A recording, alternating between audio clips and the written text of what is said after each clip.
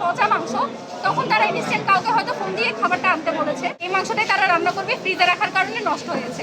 যখন সেটা আমি একটু ঘেটে ঘেটে দেখতে যাই, দেখতে পাই যে পচে একেবারে কালো রং ধারণ করেছে। এবং এটা আসলে সিদ্ধ মাংস না, এটা মানে যে মাংস পচে যাওয়ার কারণে যে রং চেঞ্জ হয় সেটাই। তখন হচ্ছে আমরা তাদের যে স্টোরেজ রুমে যাই, সেখানে আসলে ঢোকার মতো কোনো অবস্থাই নেই। আমরা আমাদের যারা সাংবাদিক বন্ধু ছিলেন তাদেরকেও নিয়ে গিয়ে দেখিয়েছি, কারণ ওখানে ঢোকার মতোই কোনো পরিস্থিতি নেই। সেখানে তারা খাবারগুলো স্টোরেজ করে, তারপর তারা 2 থেকে 3 জন তারা জানায় যে এই মাংসটা রান্না হবে। যখন আমরা এটা মানে আইডেন্টিফাই করতে পারি যে এটা পচা মাংস, তখন তারা ইনস্ট্যান্ট কাউকে হয়তো ফোন দিয়ে খাবারটা আনতে বলেছে। যেটা আমরা পরবর্তীতে দেখতে পেয়েছি, সেই সব ভাউচার সহ মাংস নিয়ে এসেছে। আরও যেটা কথা, তারা হচ্ছে ওই মাংস রান্না করার জন্য মশলা কষানো তাদের অলমোস্ট শেষ।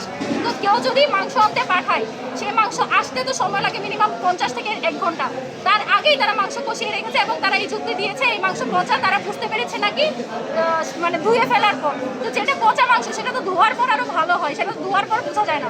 আগেই তাদের বোঝার কথা ছিল, তারা সেই মাংস ফেলেও দেয়নি, সেই মাংস নিয়ে তারা কোনো ব্যবস্থাও নেয়নি। প্রথমে তারা স্বীকার করেছে এটা রান্না করবে, পরবর্তীতে সাংবাদিক সহ ডাকসু প্রতিনিধিরা আসার পর তারা স্বীকার করে যে তারা আবার বলে যে মানে এই মাংস রান্না হবে না, তারা নতুন মাংস আনতে পাঠিয়েছে। পরবর্তীতে তারা যে ভাউচার এসেছে এই মাংস কখন কেনা হয়েছে সেই ভাউচার দেখতে চাইলে দেখাতে পারেনি।